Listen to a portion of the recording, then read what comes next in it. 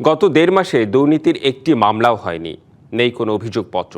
এমনকি প্রতিদিন দুর্নীতির যে অসংখ্য অভিযোগ আসছে তার কোনোটিরই অনুসন্ধানের সিদ্ধান্ত হয়নি। নেতৃত্ব শূন্যতায় কার্যত অচল হয়ে পড়েছে দুদক। সংস্থাটির আইন অনুযায়ী চেয়ারম্যান কমিশনাররাই শুধু সিদ্ধান্ত দিতে পারেন, কিন্তু গত ৩রা মার্চ মোমেন কমিশনের একযোগে পদত্যাগের পর কাউকে নিয়োগ না দেয়ায় অচল অবস্থা তৈরি হয়েছে। রাষ্ট্রের একমাত্র দুর্নীতি দমনকারী প্রতিষ্ঠান ১.৫ মাস ধরে অচল থাকাকে নজিরবিহীন মনে করছে টিআইবি। প্রতিদিন অসংখ্য অভিযোগ জমা হয় দুর্নীতি দমন কমিশনে, কিন্তু গত ১.৫ মাসে একটি অভিযোগের বিষয়েও অনুসন্ধানের নতুন কোনো সিদ্ধান্ত হয়নি, এবং কি নতুন কোনো মামলারও অনুমোদন হয়নি। এর কারণ দুদক এখন কার্যত কমিশন শূন্য। এক চেয়ারম্যান আর ২ কমিশনার, এই ৩ মিলেই কমিশন। দুদকের মামলা, অভিযোগপত্র, দুর্নীতির অভিযোগ অনুসন্ধান সহ গুরুত্বপূর্ণ সবকিছুর সিদ্ধান্ত নেওয়ার ক্ষমতা এই কমিশনের।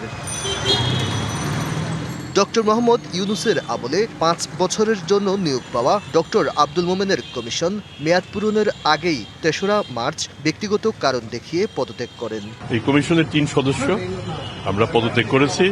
নির্বাচিত সরকার আসার পর আমরা আমাদের ১৪তম দিনে আমরা পদত্যাগ করেছি। এরপর থেকেই কমিশন শূন্যতায় অচল হয়ে পড়েছে সংস্থাটির কার্যক্রম।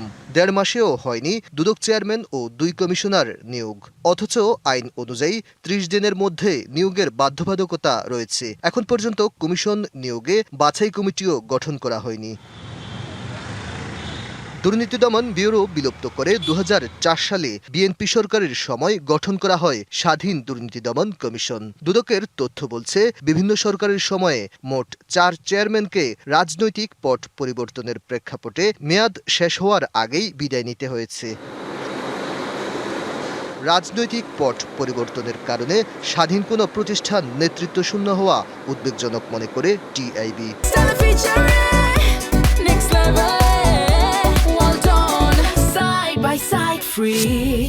সরকারকে মনে রাখতে হবে যে দুদক এমন একটা প্রতিষ্ঠান, সেখানে কোনো গুরুত্বপূর্ণ কাজ হয় না without the presence of the commission. নতুন কোনো সিদ্ধান্ত বা নতুন কোনো অনুসন্ধানের বা তদন্তের সিদ্ধান্ত বা মামলা করার সিদ্ধান্ত দুদকের পক্ষে এখন নেওয়া সম্ভব নয়, যেহেতু কমিশন নাই।